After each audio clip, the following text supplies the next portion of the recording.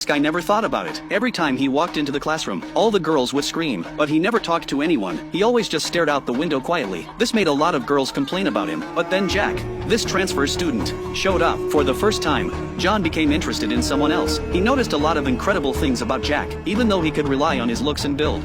Jack kept a really low profile. Jack was also willing to make friends with students. He was at the bottom of the class. When he saw bullying happening, he'd step in without hesitation. He wasn't afraid of the bullies' backgrounds or status. It was like he saw his own past reflected in those kids getting picked on. What Jack didn't expect was that his actions weren't appreciated. During class, Jack couldn't help wondering where he went wrong. Meanwhile, John noticed Jack's worn-out shoes and backpack. Soon it was time to leave school. When Jack was on the phone with his mom, John accidentally found out that Jack's birthday was tomorrow. Suddenly John had an idea. That night while working at the convenience store, Jack ran into that pretty girl who had offered to buy him a drink last time. Her attitude toward him was still friendly. This made Jack even more determined to work out and build up his strength. The next day, the overweight student who'd been bullied faced Jack. He didn't understand why someone like Jack would like him. Jack simply answered, "I'm a lot like you." What the overweight student didn't know was that since Jack came to school, people from all social levels had changed, even if just a little bit. William, who was usually the leader of the bullies, became friends with Jack and decided to become a better student. He even rekindled a relationship that had almost been lost. Of course, there were still people at school who didn't like Jack. They patiently waited for the right moment to humiliate him.